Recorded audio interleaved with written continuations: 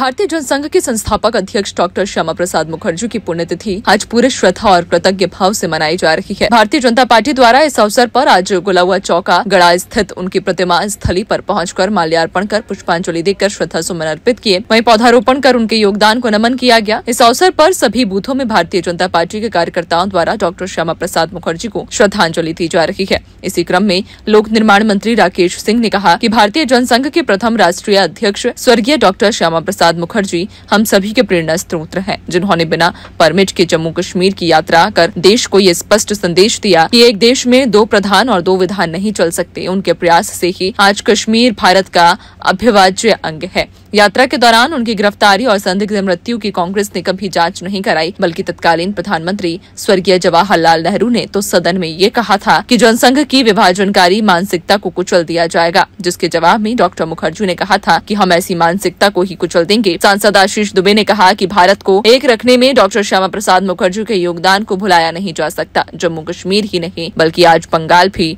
जो बचा हुआ है वो श्यामा प्रसाद मुखर्जी के प्रयासों के ही कारण है। वे हमारे प्रथम राष्ट्रीय अध्यक्ष हैं, हमें इस बात पर गर्व है। कार्यक्रम में राज्यसभा सदस्य सुमित्रा वाल्मीकि, मेयर जगत बहादुर सिंह अन्नू, विधायक अभिलाष पांडे, नगर निगम अध्यक्ष रिंकुज विज, भाजपा नगर अध्यक्ष रत्नेश सोनकर सहित काफी संख्या में भाजपाइयों ने डॉक्टर श्यामा प्रसाद मुखर्जी के योगदान को नमन करते हुए अपनी अपनी बात रखी। आज हम सभी एक महान देशभक्त और भारतीय जनता पार्टी के संस्थापक, भारतीय जनसंघ के संस्थापक अध्यक्ष श्रद्धेय डॉक्टर मुखर्जी के चरणों में श्रद्धा सुमन अर्पित करने एकत्रित हुए। उनके नेतृत्व में ही 1951 में भारतीय जनसंघ की स्थापना हुई थी और वे इस बात के सख्त खिलाफ थे कि उस समय कश्मीर में परमिट लेकर जाना पड़ता था और डॉक्टर नेहरू जी की नीतियों के वे प्रखर आलोचक थे। उन्होंने कहा था कि एक देश के भीतर दो निशान, दो प्रधान और दो विधान नहीं चलेंगे, और न केवल कहा बल्कि इसका पुरजोर तरीके से वो विरोध भी करते रहे और स्वयं उन्होंने तय किया था कि बिना परमिट के वो कश्मीर में प्रवेश करेंगे।